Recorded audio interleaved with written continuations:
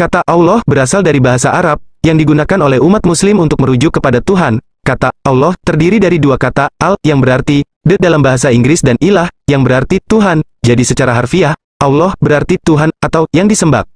Sebelum kedatangan Islam, kata Allah juga digunakan oleh suku-suku Arab pra-Islam untuk menyebut Tuhan mereka, meskipun mereka memiliki berbagai pandangan dan kepercayaan tentang Tuhan. Namun, dengan munculnya Islam dan penyebarannya, penggunaan kata Allah secara eksklusif merujuk kepada Tuhan dalam tradisi Islam.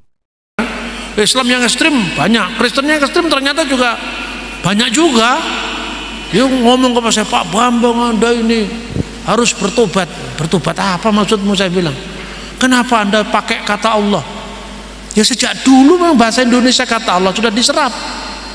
Coba belajar prasasti ini Trengganu, prasasti Minyeh 7. Umat Islam pun datang ke Indonesia pertama kali, kata Allah belum diterima sama orang Indonesia yang mayoritas beragama Hindu dan Buddha kan.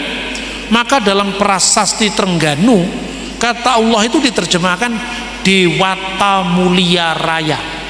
Butuh proses kira-kira 300 tahun sampai kata Allah itu dipakai. Prasasti Minyeh 7 menyebutkan ya ilahi ya Robbi. Kemudian muncul terjemahan Alkitab Lydekker, karena dalam terjemahan Alkitab tahun 1629 terjemahan Cornelis Ruil kata Allah belum dipakai kata Deus. Ketika terjemahan Lydekker 1733, kemungkinan ini Alkitab yang dibaca Thomas Matulesi Patimura. Kata Allah mulai muncul di situ.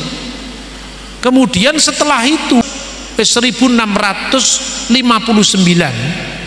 seorang ulama Aceh menerbitkan terjemahan pertama Al-Quran dalam bahasa Melayu.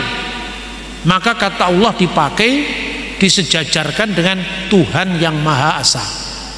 Tapi ungkapan kata debata itu pengaruh Sanskerta masih ada sampai sekarang.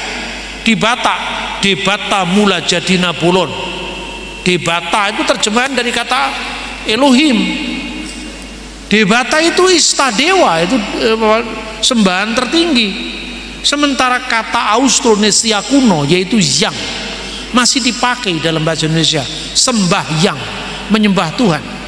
Jadi kata yang, debata, Elohim, Allah artinya satu makna. Nah, tergantung teks mana yang kita pakai, konteksnya apa. Lah karena Indonesia itu tidak mengenal kata Elohim, Anda mengatakan Elohim memberkati Pak, Elohim apa maksudmu Mas, kan gitu kan, bingung. Ini kan kemudian tidak sesuai dengan konteks karena bahasa itu belum diserap dalam bahasa Indonesia gitu. Ini pertanyaannya ya. Kemudian kenapa Allah nggak diganti Elohim? Karena nggak ada orang Indonesia yang paham Elohim. Kalau Elohim mau dipakai bahasa Ibrani sekalian semuanya, jangan hanya sepotong-sepotong Elohimnya diambil Ibrani yang lain tidak, gitu.